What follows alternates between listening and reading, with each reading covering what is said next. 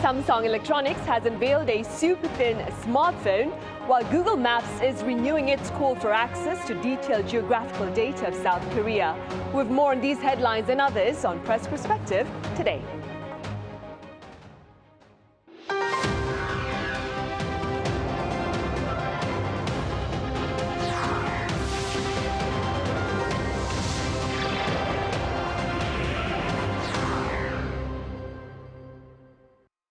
Hello and welcome to yet another edition of Press Perspective. It's Thursday, May 15th here in Seoul. I'm Min Sun-hee.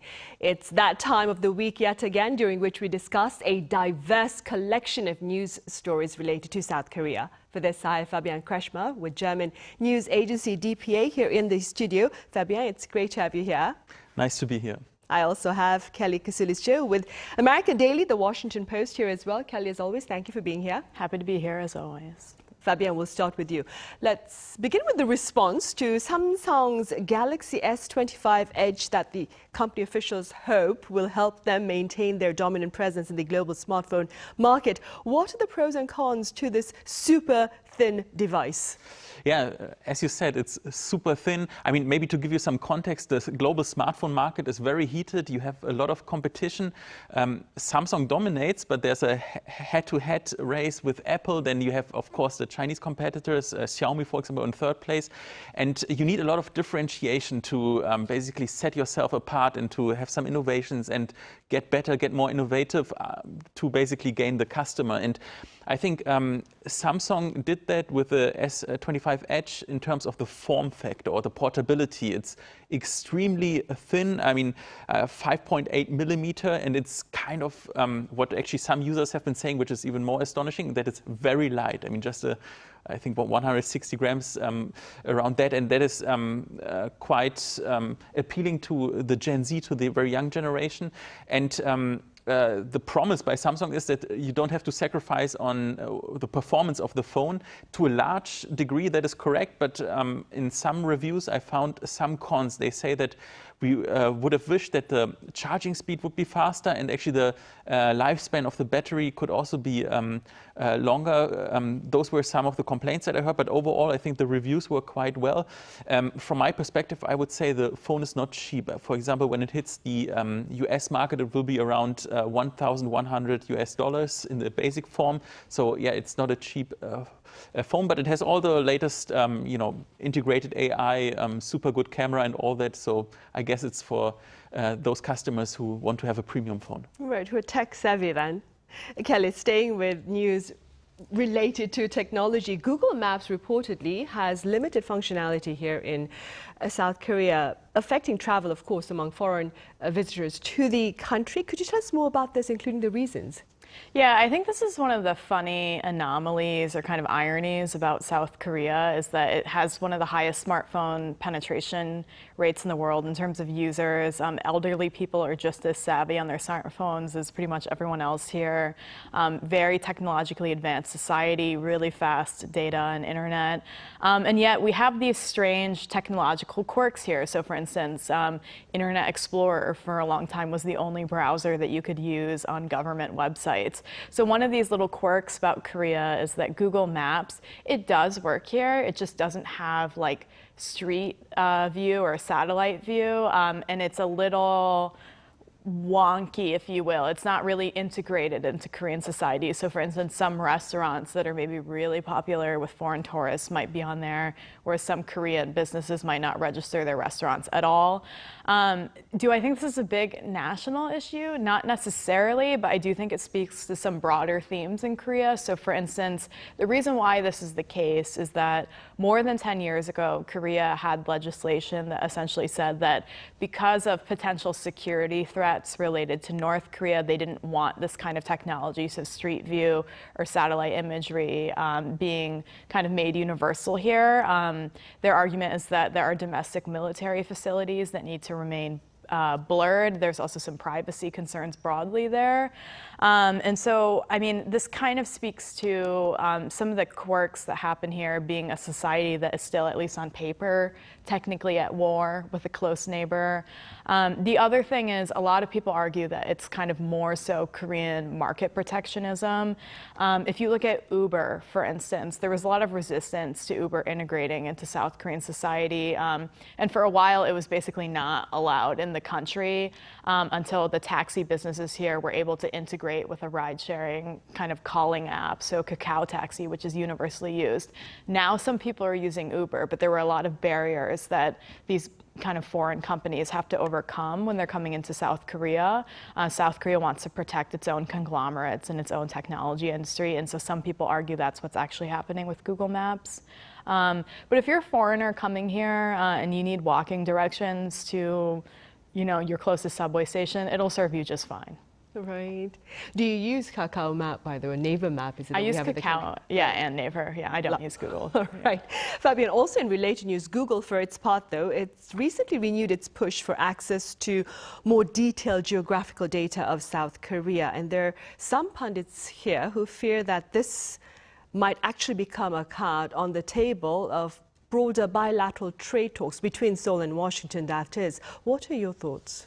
Yeah, I think that could very well happen. So actually, it's not the first time that Google has asked to be able to use those high-precision map data. It's already the third time that they have asked for permission by the South Korean government. The previous two times, I think in 2007, 2016, it failed. They were rejected out of national security concerns. Now, I think actually from the perspective of Google, it's really a good chance because those trade negotiations are ongoing and South Korea is under pressure to throw in some bargaining chips. They have to deliver something to the US side to get the tariffs down. I mean, that could be, for example, one incentive to use it as leverage. However, from the local conglomerates perspective, it is concerning right now in terms of the apps that you use for local maps. Actually, Google Maps is, I think, not even within the top 3. I think it's on 4th place. You have, for example, Kakao Map, Naver Map, T-Map. So, I mean, you have the local services. And of course, they don't want to open the market or get another competitor. But from a customer perspective, I mean, I think, yeah, competition can be good. Whether it works out for Google to get access to the high-precision map data, I don't know. But it could very well be. Right. Kelly, in other news, the annual Space House competition, it took place this past weekend here in Seoul. Now, just for your information, last year's champion was actually a colleague here at Arirang. Could you tell us a bit more about this particular competition, Space Out competition, and what are your takeaways with regard to its popularity here in the country? Well, this is always one of those fun annual stories that come out of Korea. We see, for instance, staring contests in the West, but a space out contest is something that I feel like Korea really needs. I think people need more time spacing out and being left to their tranquil thoughts. But from my understanding, I haven't attended one of these yet, unfortunately, which is a shame because I've been here like more than 8 years. But from my understanding, there's usually about 100 participants. So it's not like this wild, like national hot trend or anything like that, but it makes the news locally and internationally every year. So there's like 100 people that basically will space out for 90 minutes. They're not allowed to sleep and they're not allowed to check their phones. And then people spectate on these people spacing out and they vote on their 10 favorites. I don't know if that's based on like who has the best blank stare expression or who's just the most attractive. I'm not really sure. But then when they narrow it down to the 10, basically the winner is also determined by who has the most stable heart rate throughout all of this, which again is super bizarre. It's like, I guess who is able to space out without stressing is the winner. I'm very interested to hear which Arirang colleague won in previous years. But I think the reason why this is a fun story in Korea is Korea's kind of known for being this hyper-wired, always on your phone, overstressed, overworked society. And so I think this is kind of seen as like this fun vacation from your own kind of daily hyper-wired life, or vacation from your thoughts, if you will.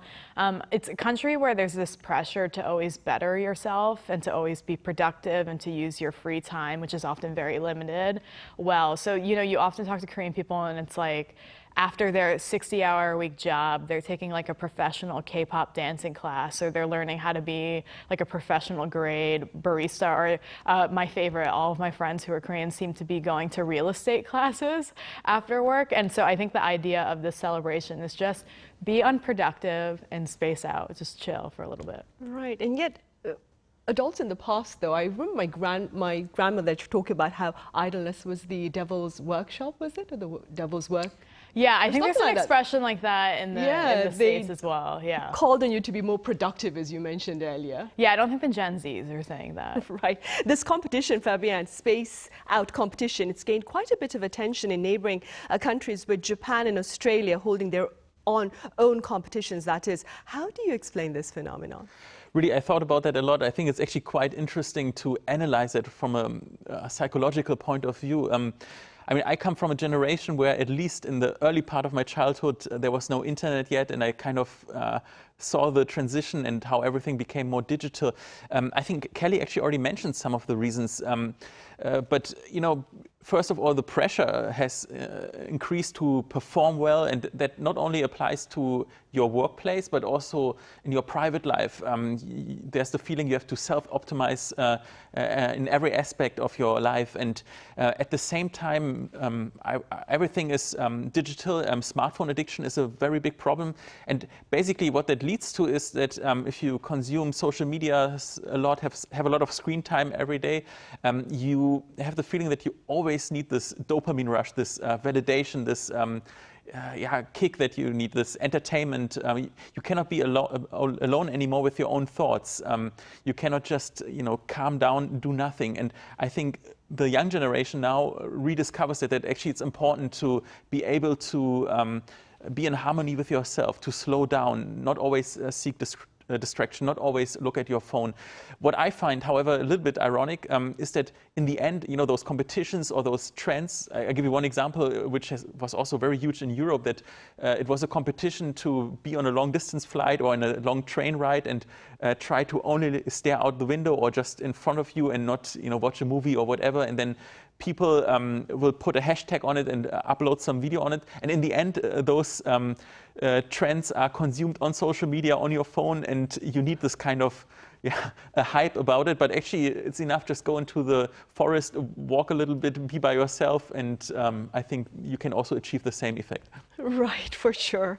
Kelly, today here in Korea, it's Teachers' Day. May 15th is Teachers' Day here in Korea. I understand National Teachers' Day in the US also falls in the month of May. It's like the first Tuesday of the full week, or the first full week of May. Yeah, I actually had to look this up because it's not as big of a cultural mainstay in the United States as it is in South Korea. In fact, I didn't even remember that there was a National Teachers' Day. I think growing up, maybe the principal on the intercom said something like, "Thank your teachers," and that was basically it. We weren't bringing in presents.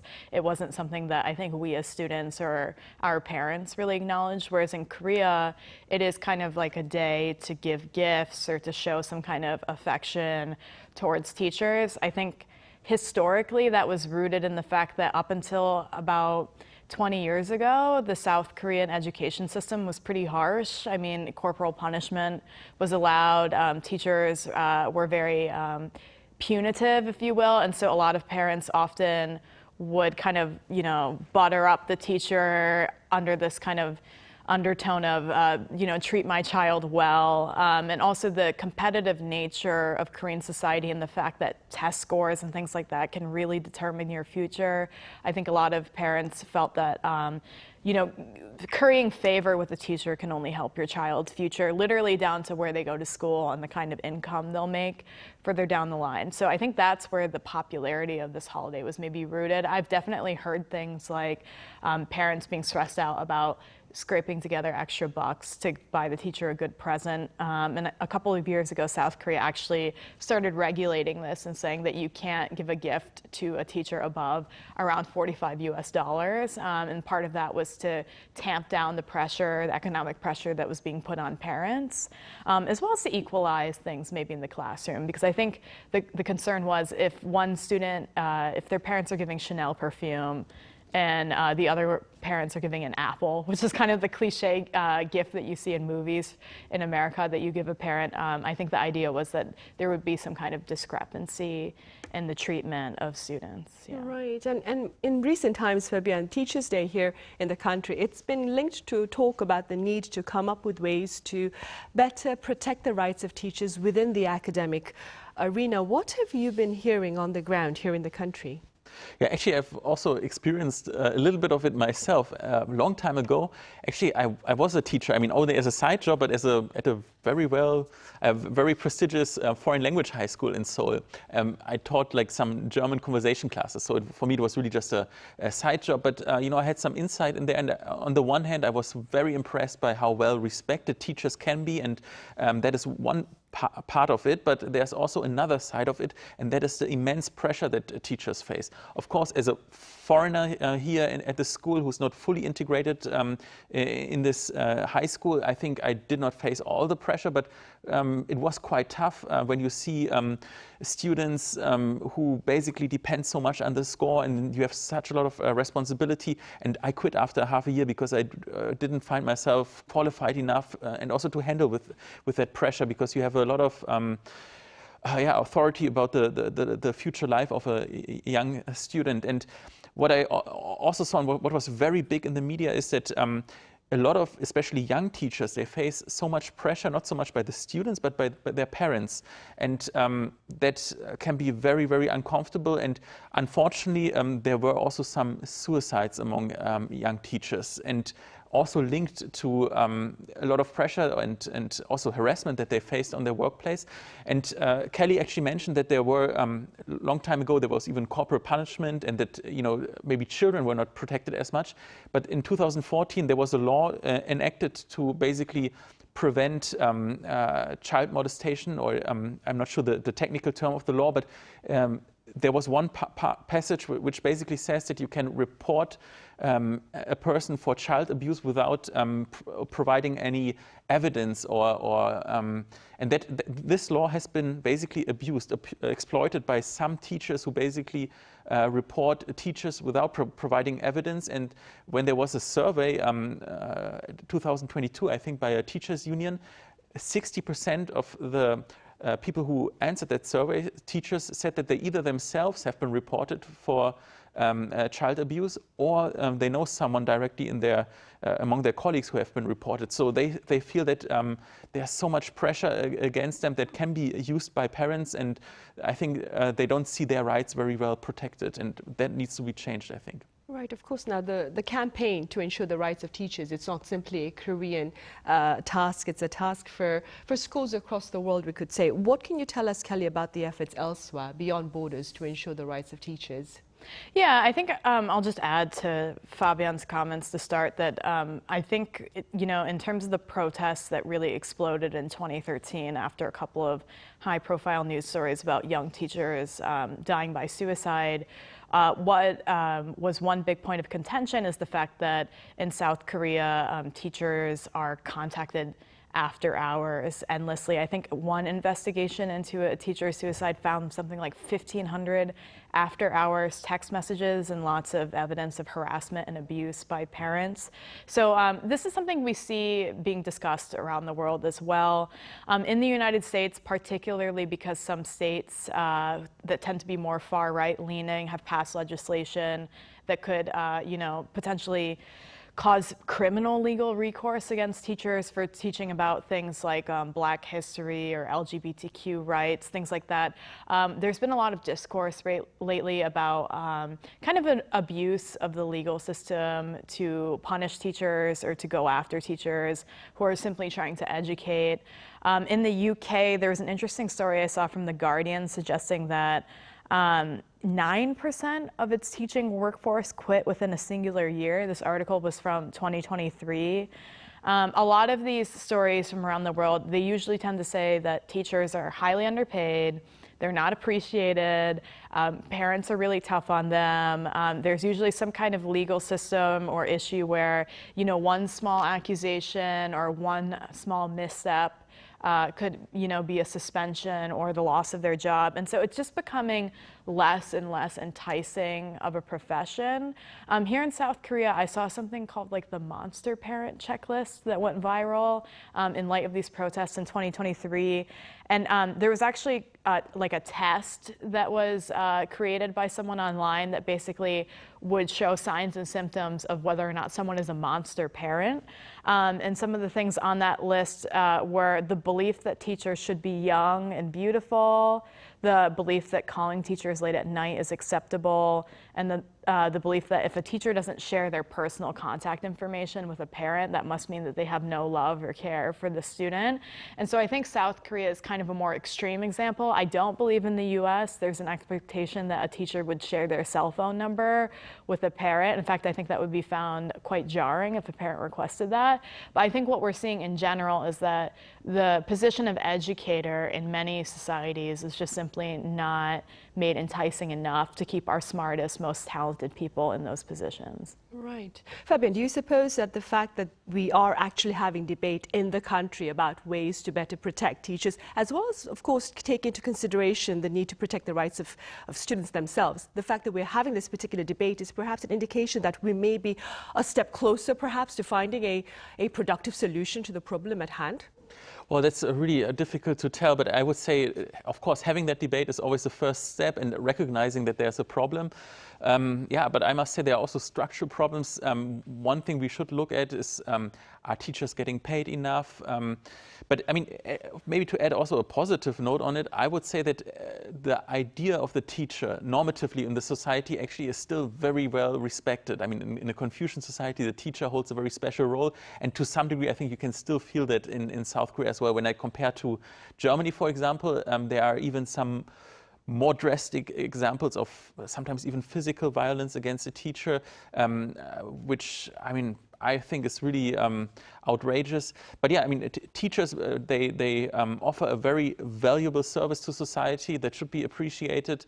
And of course, when teachers abuse their power, then that's crossing a line. But on the other hand, we should also have some awareness that it could go the other way around, that actually the rights of teachers can also be violated. Right, indeed, indeed. All right, I'm afraid that's all the time we have for this session. Fabian, as always, thank you very much for your time and your thoughts. And Kelly, thank you very much for your insights. Thank you. Right, that ends Press Perspective for this Thursday. We'll return same time tomorrow with a look at trade talks amid US tariffs.